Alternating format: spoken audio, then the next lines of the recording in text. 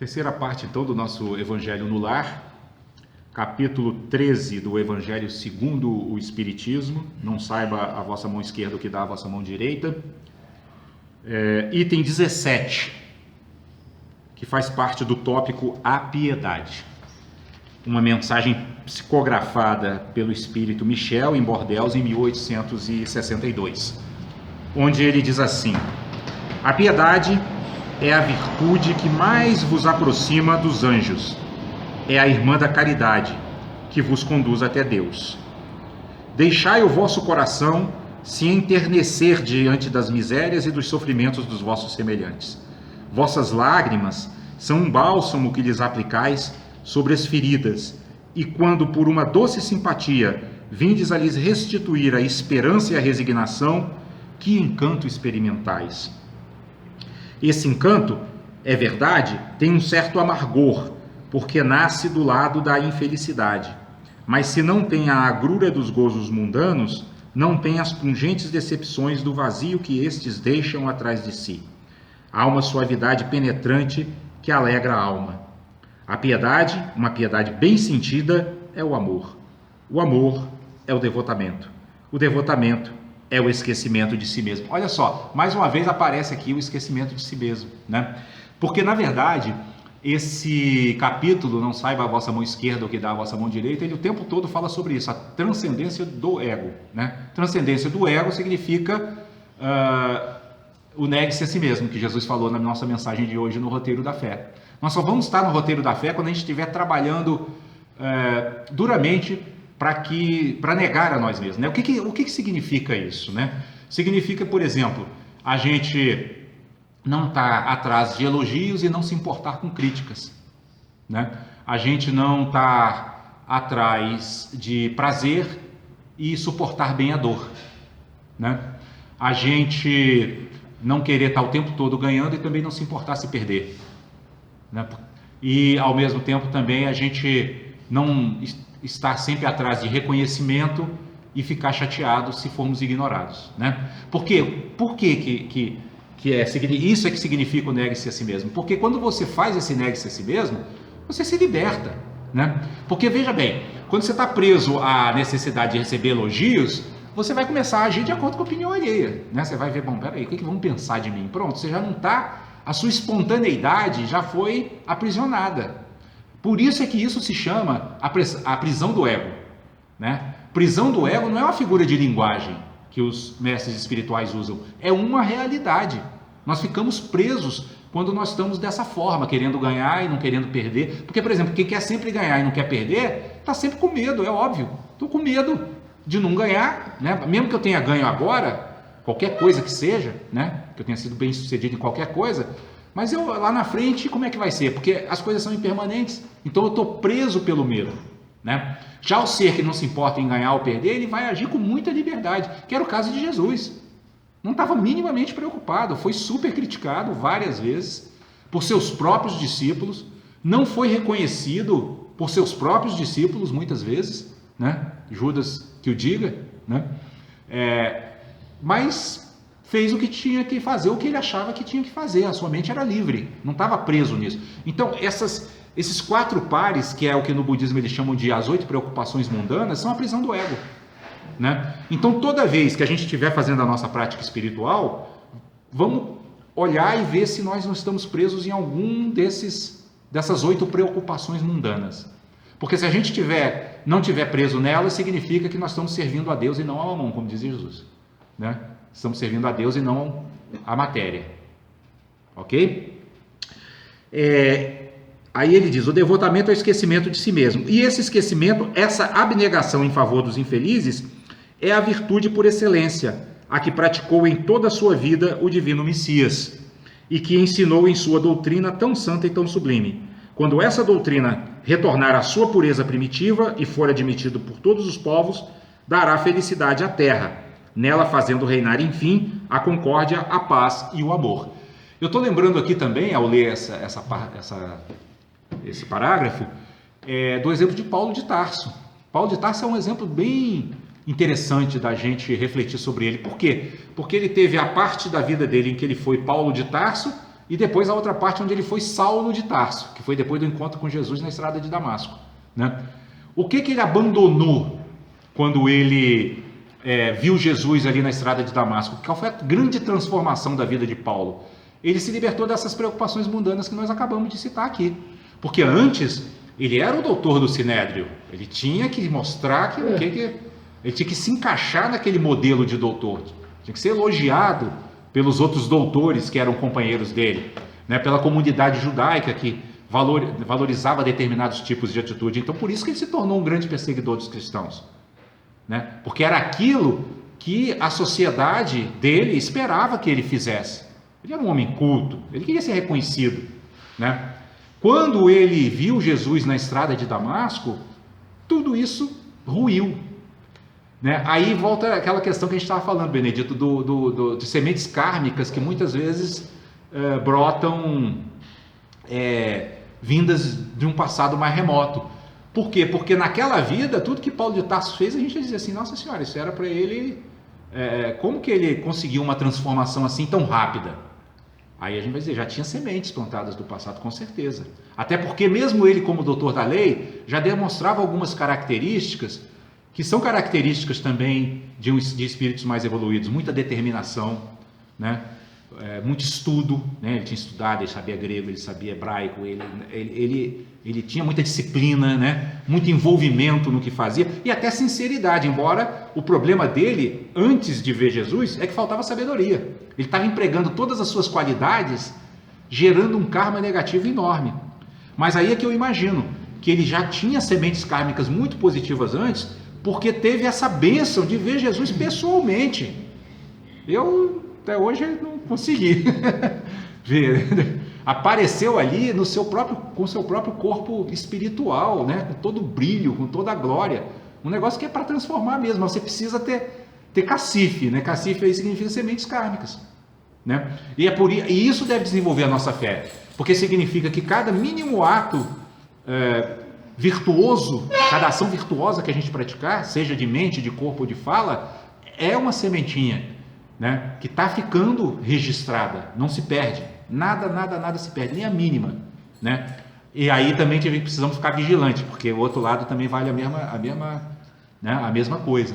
E uma outra coisa que expressa muito a bondade de Deus é que, por exemplo, sementes kármicas que ainda não amadureceram podem ser purificadas por ações nobres. Isso também é possível. Muitos daqueles cristãos que foram atirados lá nas arenas, né, e que morreram sacrificados, expurgaram assim milhares e milhares de anos de más ações terríveis, sabe? Muitos deles tinham sido reis que mataram, sabe? Porque o karma, ele é interessante. A gente fala aqui muito nas nossas preces, né, sobre os líderes que têm a grande responsabilidade. Por que eles têm a grande responsabilidade? Outro dia eu estava lendo sobre o karma, dizendo assim, olha, um soldado que vai para a guerra e mata 100 inimigos, ele vai se responsabilizar pelos 100 inimigos que ele matou, né? O outro que matou 80 vai se responsabilizar pelos 80 que ele matou. Agora, o líder que mandou o exército para a guerra vai se responsabilizar por todos que os soldados mataram. Então, olha que coisa, né? E, de uma certa forma, todos nós temos algum nível de liderança sobre pessoas que convivem conosco. Por isso, Emmanuel fala muito sobre a vigilância da palavra, né? Às vezes a gente brota um pensamento ruim, se a gente puder não seguir o impulso, meditar para ver se aquilo deve ser verbalizado ou não, vale muito a pena.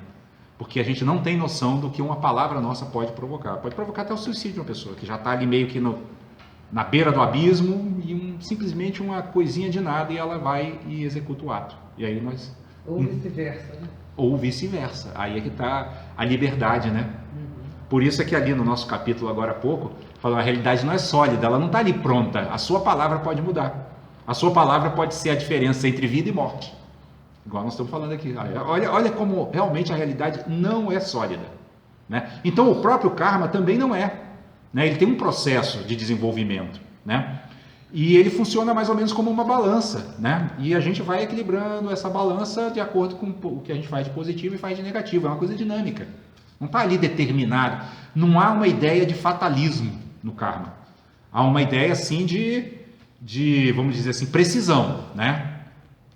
Tá tudo muito bem medido, tudo muito bem calculado, mas é muito dinâmico. Então nós estamos sempre livres para melhorar isso, por mais tenebroso que isso possa ser, né? E toda vez que a gente tiver uma coisa negativa acontecendo com a gente, tipo assim, poxa, eu cuidei tanto da minha saúde, não sei o que, agora me acontece um negócio tão grave. É algo do passado, ponto. Ou você tem fé de que a coisa funciona, ou então você não tem fé, né? E aí você, com esse pensamento, você inclusive aproveita aquele momento de dor com muito mais, fica muito mais fecundo aquilo te dá muito mais, vai te gerar muito mais mérito, né, por conta de você estar olhando para aquilo sem revolta, sem achar que está sendo injustiçado. Eu não merecia isso, não podemos nunca dizer isso no caminho espiritual. É o princípio da aceitação, né? Da aceitação, da resignação, que nós já dissemos aqui várias vezes, ela não é passiva, não é passividade. Claro. Ela é muito ativa, né? Porque ela tenta justamente não piorar a situação, né? E até melhorar se for possível. E aí o espírito de Michel continua: o sentimento mais próprio para vos fazer progredir, domando o vosso egoísmo, olha de novo o tema do egoísmo, e vosso orgulho, as duas raízes de todos os outros vícios, né? Segundo o livro dos Espíritos. Então, para a gente, o sentimento mais próprio para a gente domar esses dois problemões, né? Duas raízes dos nossos problemas. O que dispõe em vossa alma a humildade, a beneficência e a amor ao próximo é a piedade. E realmente, quando a gente se apieda de uma pessoa, né, o que não significa sentir pena, mas sim um impulso de amparar, de acolher, de abraçar e de ver o que pode ser feito, aí realmente a gente dissolve toda essa... Né, o egoísmo... a gente vê muito isso em situações de grandes tragédias, já viram? A piedade e a compaixão.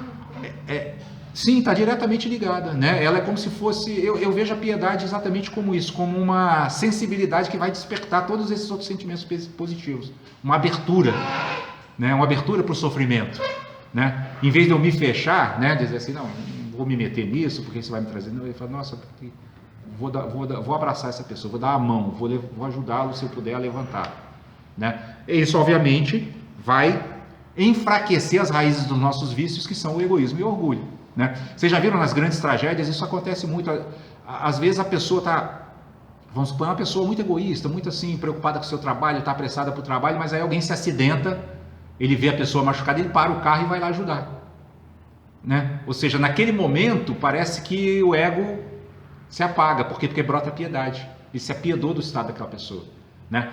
O problema é que, como a nossa sensibilidade espiritual ainda é muito pequena, isso só acontece nas grandes tragédias, mas deveria ser do dia a dia, né? As pequenas tragédias do dia a dia, né? Porque até, inclusive, essa questão do suicídio que a gente falou às vezes, ele decorre de uma pequena coisinha que está faltando ali, uma pouca coisinha que você poderia ajudar, né? Uma palavrinha que você poderia dar, né? Essa piedade que vos comove até as entranhas diante dos sofrimentos de vossos irmãos, que vos faz lhes estender mão segura e vos arranca lágrimas de simpatia. Portanto, não sufoqueis jamais em vossos corações essa emoção celeste. Não façais como esses egoístas endurecidos que se distanciam dos aflitos, porque a visão da sua miséria perturbaria por instante sua alegre existência. Eu lembrei... Essa semana eu estava vendo uma reportagem sobre o problema dos imigrantes nos Estados Unidos, né? Está muito sério lá, está chegando muita gente. O governo atual tem uma política muito dura, né, com relação, e eles estão colocando eles nos abrigos que os órgãos internacionais estão comparando com campos de concentração, porque as condições são muito precárias, né?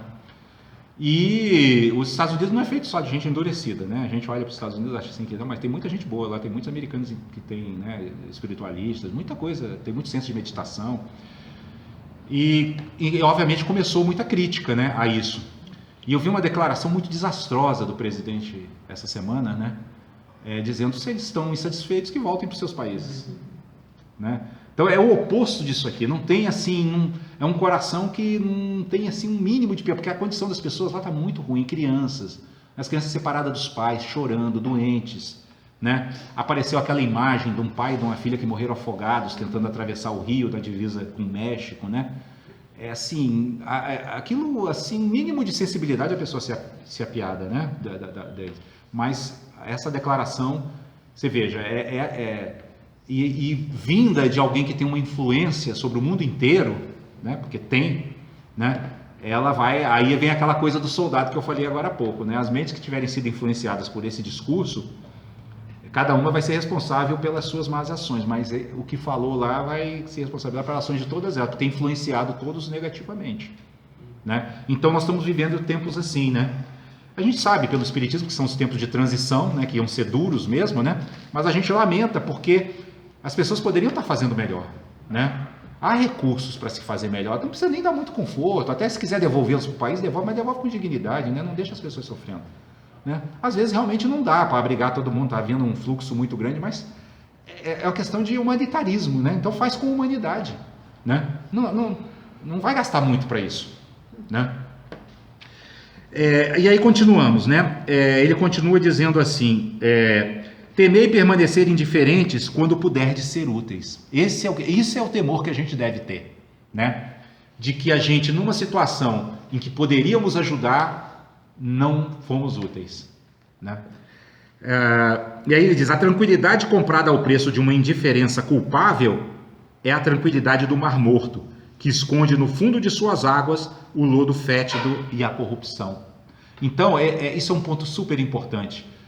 Equanimidade não é indiferença, né? Equanimidade é assim, eu não me apego a nada, não tenho aversão a nada, mas estou sensível a tudo. Né? Eu simplesmente não estou preso na dualidade, apego, aversão. Por isso que vem essa palavra equanimidade, que é a mesma de equação, igualdade. Não importa o que esteja acontecendo, eu me mantenho no centro, equilibrado, mas sempre oferecendo o melhor, né? Não é indiferença, né? E aí ele conclui no último parágrafo dizendo assim, quando a piedade está longe, entretanto, de causar a perturbação e o aborrecimento com os quais se apavora o egoísta, sem dúvida, a alma experimenta, ao contato da infelicidade alheia, e voltando-se para si mesma, um abalo natural e profundo, que faz vibrar todo o vosso ser e vos afeta penosamente. Mas a compensação será grande, quando vierdes a restituir a coragem e a esperança a um irmão infeliz, que se emociona com a pressão da mão amiga, e cujo olhar, ao mesmo tempo úmido de emoção e de reconhecimento, se volta docemente para vós, antes de se fixar no céu, agradecendo por lhe haver enviado um consolador ou um apoio. Então aqui ele já fala sobre o seguinte, quando nós nos abrimos minimamente para esse sentimento de piedade,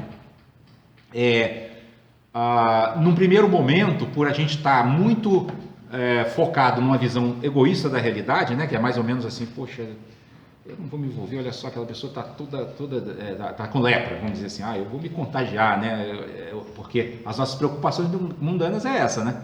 Eu quero saúde, não quero ficar doente, né?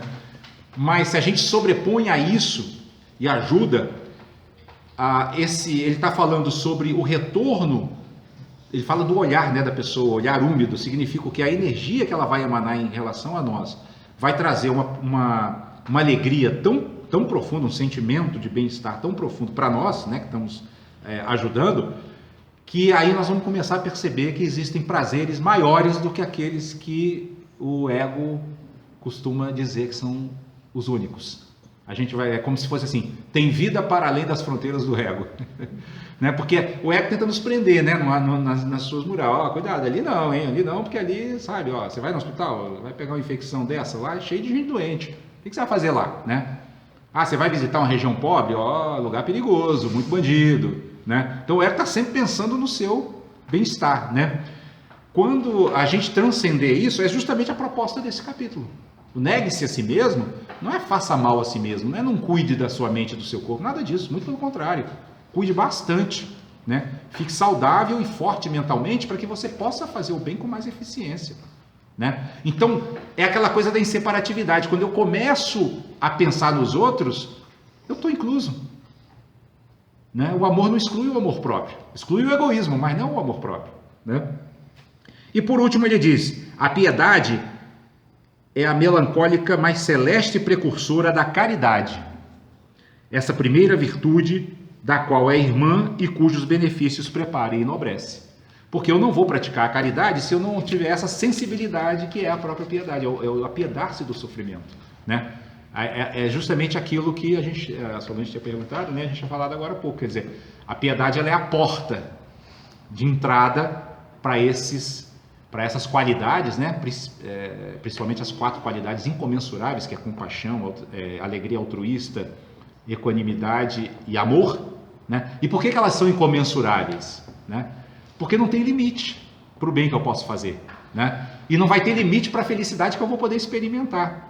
Porque quando eu só estou preocupado comigo mesmo, eu estou limitado à felicidade que esse pequeno ego pode me proporcionar. E ele, a qualquer momento, as coisas podem ir por água abaixo, né? Posso perder minhas posses, posso perder minha saúde e, na melhor das hipóteses, a morte chegará, né? Então, assim, quando a gente começa a, por exemplo, a experimentar a alegria altruísta, que como o próprio nome está dizendo, é a alegria de prestar benefício, de trazer benefício para os outros, não tem limite.